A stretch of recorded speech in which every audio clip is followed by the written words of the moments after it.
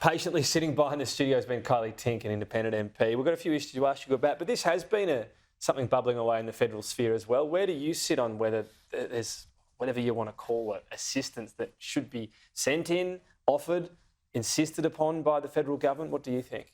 Look, we have a federated model in our constitution, and that does empower the states and territories to make decisions in their own geographies to do what they think is best for their citizens.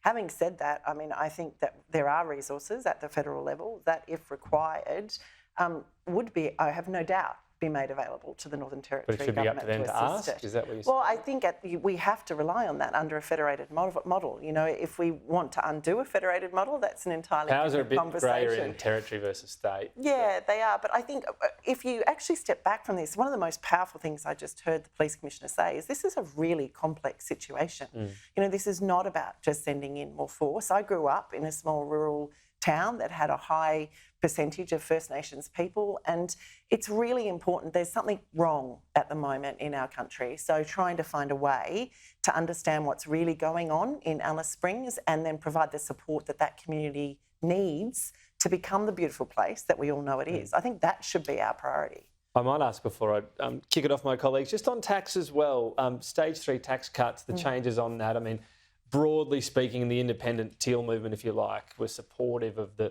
previous tax cut, and now they're saying, well, the change was the right call to make. What do you say to your constituents that say, hey, we were struggling, someone in our household is worse off because of this change? What would you say to them about the next term where you might hold the balance of power?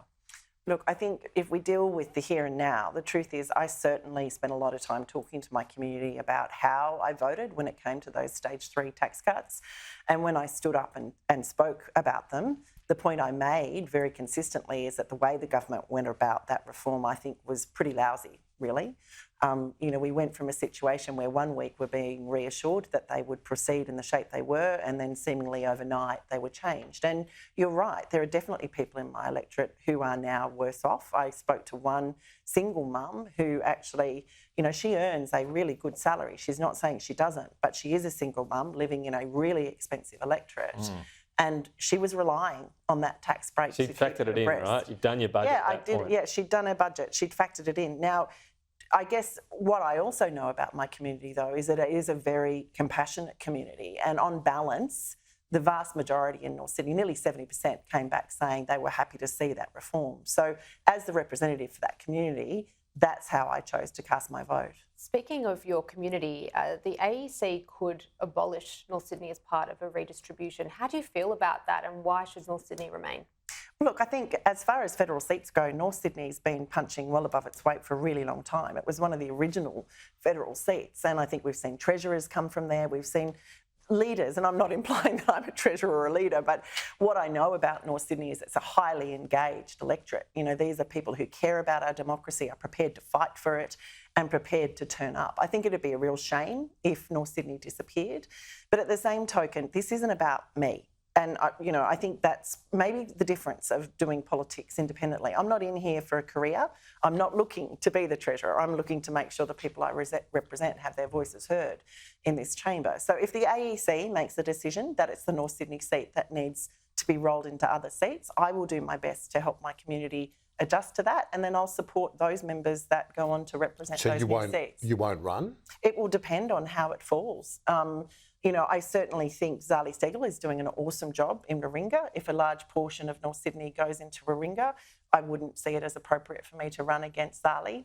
I guess the real question for me is what happens to the north in Bradfield, you know, and we know Bradfield is a really progressive seat. There was a really strong independent candidate that ran there, Nicolette Buller. She only just missed out.